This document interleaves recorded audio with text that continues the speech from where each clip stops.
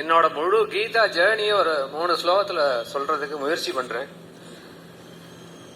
எல்லாம் பகவானால் என்றே முன்னமே மனதில் இருந்த போதும் விஸ்வரூபம் காட்டி அவரை புரிந்து கொள்ள அழைத்தார் கிருஷ்ணர்.